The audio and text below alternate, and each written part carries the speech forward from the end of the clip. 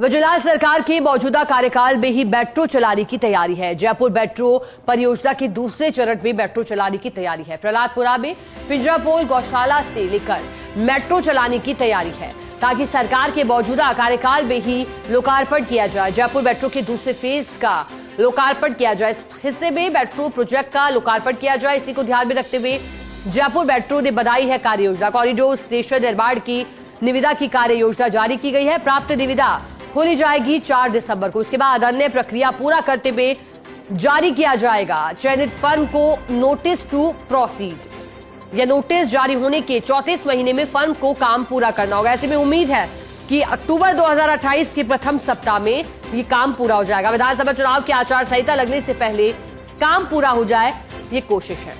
गुजरात सरकार के मौजूदा कार्यकाल में ही मेट्रो चलाने की तैयारी है। जयपुर मेट्रो परियोजना के दूसरे चरण में मेट्रो चलाने की तैयारी है। प्रहलादपुरा से लेकर पिंजरापोल गौशाला तक मेट्रो चलाने की तैयारी है ताकि सरकार के मौजूदा कार्यकाल में ही लोकार्पण किया जाए। जयपुर मेट्रो के दूसरे चरण का किया जाए लोकार्पण। ज्यादा जानकारी के लिए एसोसिएटर अभिषेक श्रीवास्तव से जुड़ेंगे। अभिषेक, गुजरात सरकार का मौजूदा कार्यकाल से पहले ही जो दूसरे फेज की जोरों शोरों से तैयारी हो रही है, कहा जा रहा है कि वो पूरा कर लिया जाएगा और लोकार्पण भी कैसे किया जाना है, इसके लिए क्या तैयारी अभी से की जा रही है?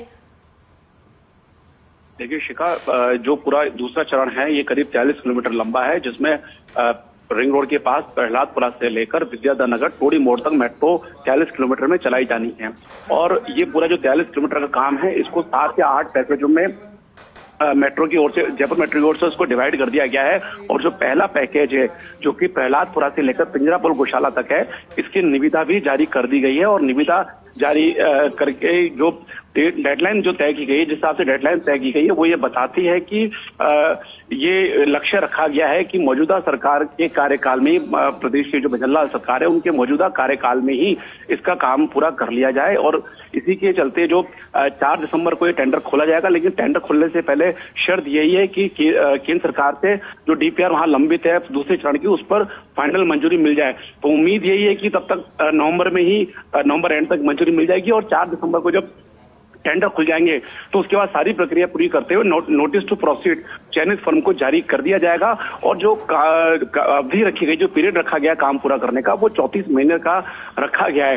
तो 34 महीने का अगर हम हिसाब लगाएं तो ये करीब अक्टूबर के फर्स्ट वीक में जाके 34 महीने पूरे होते हैं। और उसी दौरान आचार संहिता लगने का भी समय रहेगा। तो ये अनुमान लगाया जा रहा है कि विधानसभा चुनाव की आचार संहिता लगने के ठीक पहले ही इसका काम पूरा हो जाएगा। मौजूदा सरकार के कार्यकाल में ही इसका लोकार्पण किया जा सकता है। तो उसी लिहाज से ये तैयारी की जा रही है। और इसमें 34 महीने का जो समय भी देखें तो वो जो मैंने आपको बताया समय तब तक पूरा हो, तो उसमें और इसके अलावा ये जो निविदा निकाली है वो स्टेशन और कॉरिडोर निर्माण की, पूरा एलिवेटेड कॉरिडोर रहेगा और इसमें 10 स्टेशनों का निर्माण किया जाएगा। इसके अलावा जो रोलिंग स्टॉक्स है या जो और भी काम है उनके साइमल्टेनियसली निविदा जारी की जाएगी और उनके काम साइमल्टेनियसली कराए जाएंगे।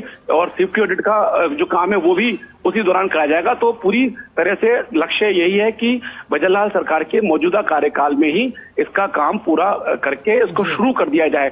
11 किलोमीटर मेट्रो चला दी जाए। और उससे पहले जब 4 दिसंबर को टेंडर खोल दिया जाएगा तो उसके बाद कोशिश यही है कि जब सरकार अपनी दूसरी वर्षगांठ मना रही होगी तब इस कार्य का शिलान्यास किया जाए। तो इस तरह से पूरी तैयारी रखी गई है। और बड़ी बात इसमें यह भी है शिखा की जितने भी बाकी के जो पैकेज हैं उनको लेकर भी ये तैयारी है कि इसी नवंबर में सारे पैकेज की निविदा जारी कर दी जाए, ताकि ठीक है अभिषेक, बहुत शुक्रिया आपका साथ